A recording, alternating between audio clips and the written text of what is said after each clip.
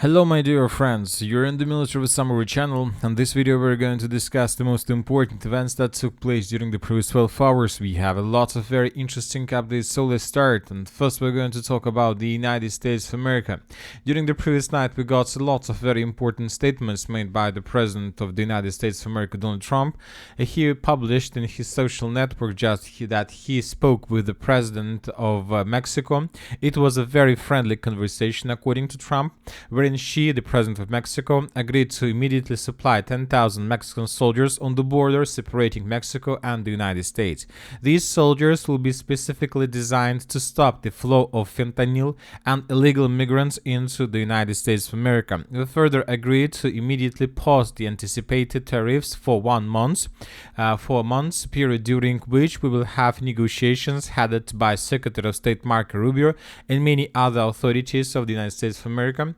And Donald Trump added that he looks forward to participating in those negotiations with the President of Mexico as we attempt to achieve a deal between our two countries, between the United States of America and Mexico. This is a very important statement, and later we got the same confirmation from the President of Mexico. She confirmed that she has negotiations with Donald Trump. The President of Mexico stated that she has reached an agreement with US President Donald Trump to delay tomorrow's 25 tariffs on Mexican goods by up to 1 month.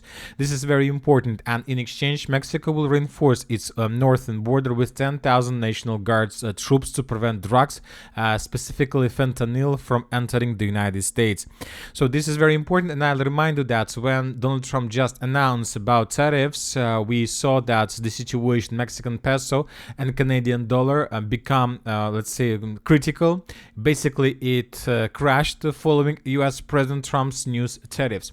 Now let's discuss the situation between the US and Canada, because as I understand the situation was resolved between these two countries as well. Donald Trump also added that first of all, he stated that Canada will receive U.S. military protection and be able to avoid trade tariffs if it becomes the 51st state. That was stated by Trump, but despite that Canada didn't accept this proposal, tariffs announced on Saturday will be paused for a 30-day period to see whether or not a final economic deal with Canada can be structured. As you can see, now the United States of America are talking not about the 51st state, now they're talking about the economical deal. What kind of deal we are going to see probably in a month. And further, the Prime Minister of Canada, Justin Trudeau, confirmed this information. He confirmed these negotiations. He said that the United States would suspend import duties on goods from Canada for 30 days. This is very important. According to him, Ottawa is taking on new obligations to protect the border and combat drug trafficking, and has promised to spend almost $1 billion on this. And of course, we see that most likely after the fall of Panama in the US hands, Mexico and Canada will do the same. Basically, as we can see, as for now, they can't do anything with this, but this is not the most important. The most important things are coming from Mexico, because today, during the previous night, during the previous 24 hours, several intelligence aircrafts were spotted along the shore of Mexico. So a US Navy P-8A Poseidon maritime patrol and surveillance aircraft from Naval Air Station Jacksonville is currently patrolling the US-Mexican border between Bronxville and Laredo in the southeastern Texas. Another important thing is coming from the western part, from the western shore.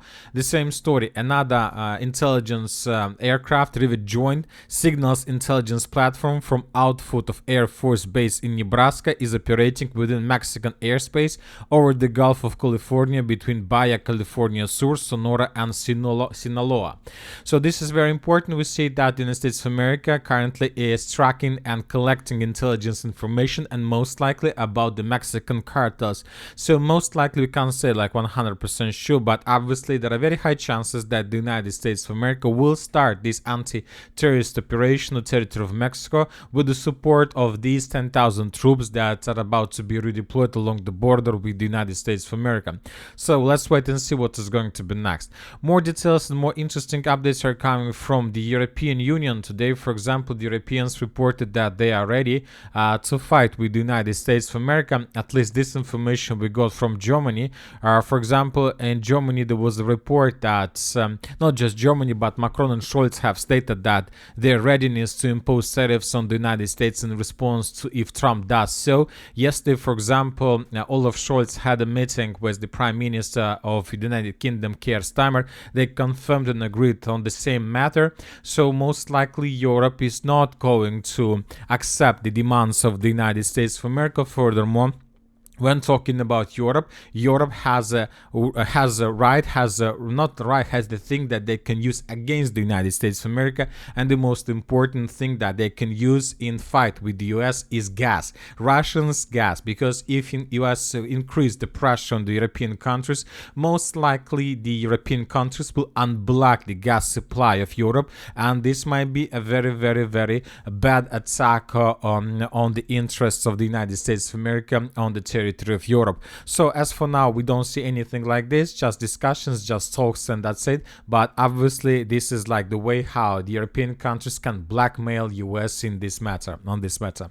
Now let's discuss the situation in Ukraine. We got a lot of very interesting political events, and the most important is another statement made by the United States of American president. He told reporters that today that talks are ongoing between the US and Ukraine to supply the US with critical rare earth as payment for the billions in aid sent to the Eastern European nation for its war effort against Russia. Ukraine, who has large deposits of uranium, lithium, and titanium, is reportedly open to the deal, according to the President Trump. The US Special Envoy to Ukraine, Keith Kellogg, is set to visit Ukraine sometime this month. So this is very important, and few hours later, after Trump made this statement, the Ukrainian authorities confirmed this information.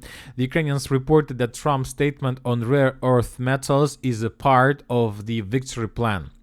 We have special resources, and it is important that they do not fall into the hands of Russia. That is why Zelensky proposed that they be specifically utilized with key partners. This is a very important thing, but another weak point from this solution is that at the same time 70% of the total volume of rare earth metals is concentrated in three regions: Donetsk, Dnipropetrovsk, and Lugansk. Donetsk and Lugansk are about to be taken by the Russians. Lugansk is already under almost complete Russian control. Yes, just one region, Dnipropetrovsk, still remains under Ukrainian control, but we see that currently the Russians are trying to break through and to answer this region as well. And you know that the Russians during the previous days managed to succeed in this direction. For example, when talking about Dnipro direction itself, during the previous 24 hours, according to different mappers, like pro-Russian resources, like neutral resources, and pro-Ukrainian sources, the Russians managed to improve their position significantly and to take under complete control the village of Sribne. So basically on this direction, the distance between possible Russian edge positions and the border is less than 10 kilometers, and this is exactly the beginning of the region where the rare metals are concentrated and that are under complete Ukrainian control. We believe that the Russians will never allow the Ukrainians and the United States of America to take these resources, so that's why most likely the US will resume their support of Ukraine in exchange for these resources. And by the way, today we got very important confirmation on this matter. For example, US arms deliveries to Ukraine resumed over the weekend. Earlier, the deliveries had been suspended in recent days as the Trump administration debated its policy towards Kyiv.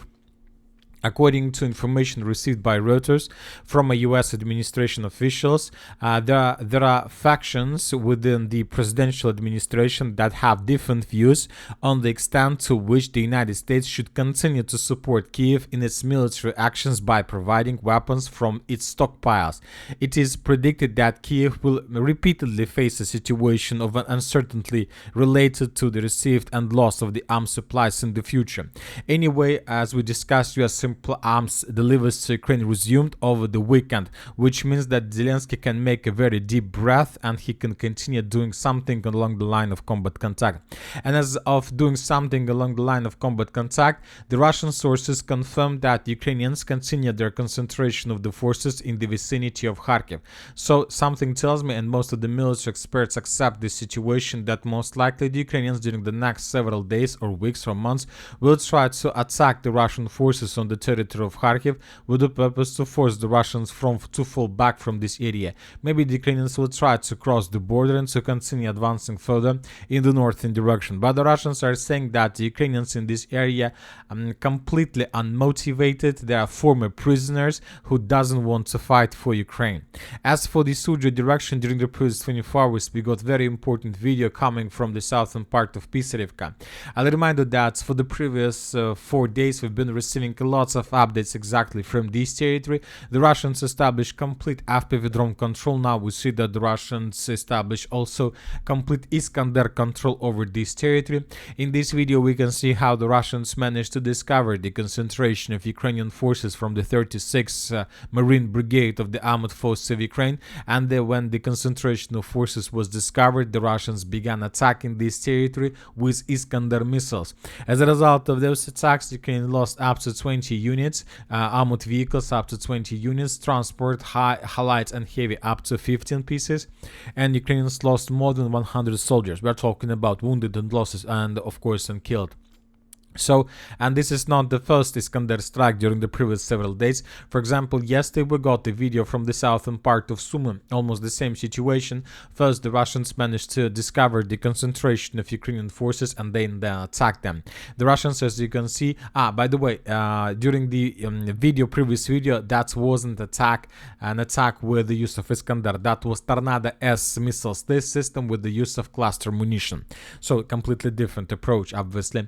So, anyway, we see that Ukrainians, according to this video, also try to concentrate forces along the border with the Russian Federation, maybe with the purpose to bring additional forces, and the Russians are trying to do everything they can to prevent this. As for the northern Kupiansk direction, the Ukrainians are in a total and complete panic.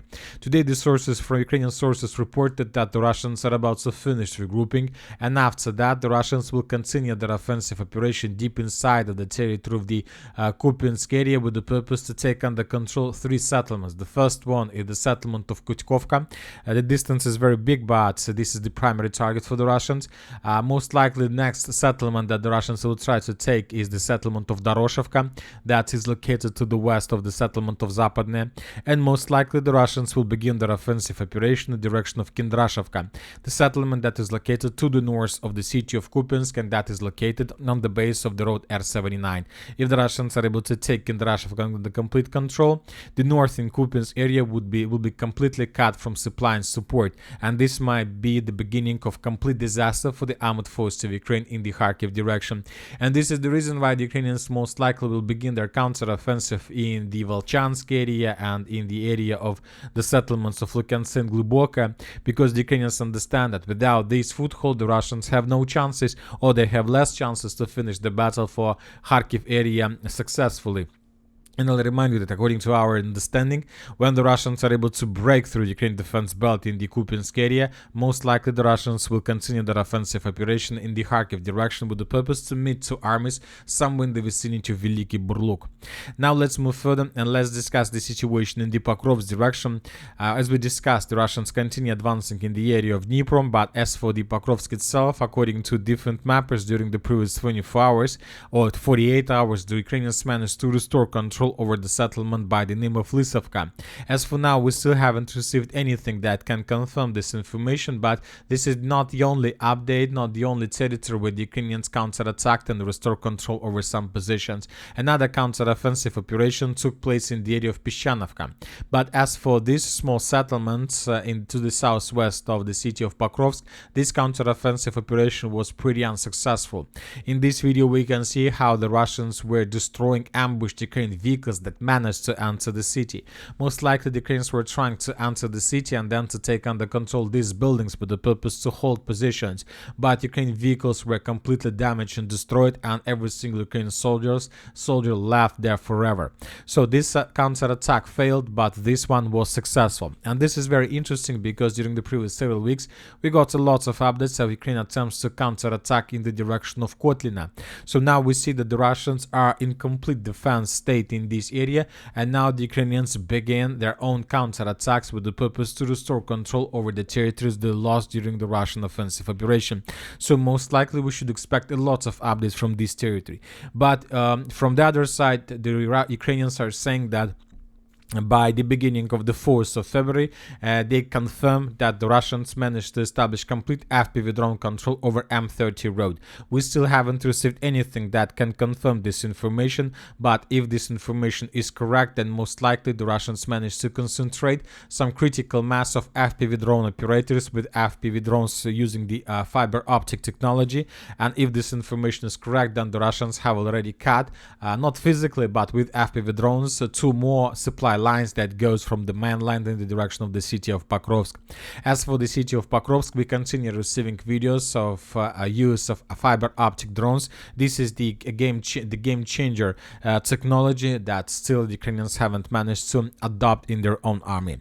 And that's it for the short video. Military Summary channel reminds we condemn any violence in the world. Thank you for watching. Subscribe to my channel, put your likes, join my Patreon, and have a good day. Bye bye.